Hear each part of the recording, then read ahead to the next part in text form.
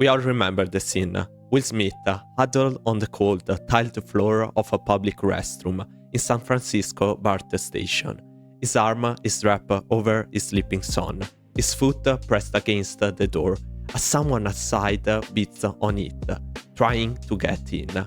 He's crying silently, the weight of the world crushing his chest. It is one of the most heartbreaking moments in cinema history. But for Chris Gardner, that wasn't a scene. It was Tuesday, and in reality, the situation was much, much worse. In the movie, the son is 5 years old enough to walk, talk, and understand. In real life, Chris Gardner's son was just 2 years old. He was a toddler in diapers, carried through the rain, sleeping on a pile of toilet paper. How does a man go from sleeping in a subway bathroom with a baby to become a multi-millionaire stockbroker? How do you keep pursuing happiness when the world is actively trying to bury you alive? The Hollywood version gave us the highlights, but the real story is even worse and more dramatic. And today, I'm exactly here to tell you the real story behind the pursuit of happiness. To understand why Chris Gardner fought so hard to keep his son, you have to understand where Chris came from.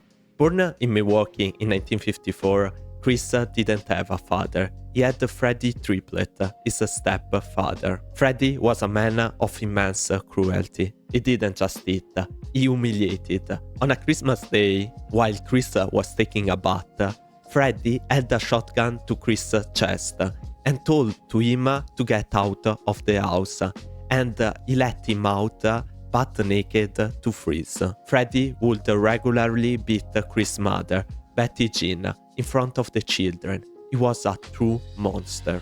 The first attempt from the mother to get rid of him was to start working 2 jobs, to be financially independent. But Freddie called the police on her because she was also perceiving a social security check. So the police, instead of arresting that violent man, arrested her, and she spent 3 years in jail. Freddie didn't want kids around, so he sent the baby to foster homes in the meanwhile. When Betty was out of prison, she took the kid back, but fell for the promise that Freddie has changed, and so she went back with him. Of course, the cycle of violence started again, and this time, in a desperate attempt, Betty tried to burn down the house with Freddie inside. But unfortunately enough, she was once again the one sent to prison. This time, while she was behind the bars, Chris was bounced between the house of relatives. But being alone and without adult protection, he attracted the attention of a predator that took advantage of him. This would be enough to break most people, but not Chris. Luckily for him, eventually his mother, Betty Jean, also got out of prison, and she was also Chris' greatest inspiration. She told him something that would become the foundation of his life. You can only depend on yourself. The cavalry ain't coming. And she also told to him that he could make $1 million one day if he truly wanted. Chris believed her, but the path to that million was blocked by a wall of poverty. After 4 years in the Navy, Chris moved to San Francisco to pursue a career in medical research. He was a lab assistant, earning barely enough to survive, and worst of all is that he had a wife, Sherry Dyson, but he was also cheating her with another girl, Jackie Medina, that was now waiting a baby. He decided to leave his wife so that his kid could grow up with both parents. One afternoon, he was walking toward the hospital when he saw something that changed the trajectory of his life forever. It was a bright red Ferrari 308, and the man getting out of it looked like he didn't have a single worry in this world. Chris asked to him 2 questions that day. The answer would lead Chris to the gates of Wall Street, but first they would lead him to a jail cell. Chris approached the man named Bob Bridges and asked what you do and how you do it. Bob Bridges was a stockbroker. He told Chris he made 80,000 a month. Even today is really a lot, but in 1981 that was really an astronomical amount. Bob saw something in Chris, maybe the anger, and agreed to set up a meeting for him at a brokerage firm. Chris felt like he had finally found his exit ramp from poverty. But as he began to study for the entry exams, his life imploded. His relationship with his partner, Jackie, the mother of his son, disintegrated under the pressure of poverty. During a heated argument, the police were called. The police didn't arrest Chris for domestic issues. They ran his name and found 1,200 in unpaid parking tickets. For this simple reason, Chris spent 10 days in jail. When he was released, he walked back to his apartment, only to find it empty. His partner was gone, his son was gone, his clothes, his furniture, and his medical devices, that, by the way, were his only source of income, were all gone. He had nothing but the same jeans and t-shirt that he had been wearing in jail for 10 days. And he had a job interview at dinner with Reynolds the very next morning. He had to convince a room full of millionaires to hire a man who looked like a derelict. The executives looked at him with sheer confusion, but he told to them honestly his situation, and in this way he got the internship. The only problem was that the internship paid nothing, zero. In the 1982 San Francisco, Chris was working 10 hours a day for free, and to survive he was selling medical equipment as seen in the film. Then the unthinkable happened. Jackie returned. She told to him that she couldn't take care of their son anymore and handed to him the baby. Chris had a choice. He could give the boy to foster care and focus on his career, or he could take the boy and face a certain homelessness. He remembered Freddie Triplet. He remembered the shotgun. He looked at his son and said, "I'm your father. I'm not going anywhere." For the next year, Chris Gardner and his son Christopher Jr. were effectively homeless. They moved every night.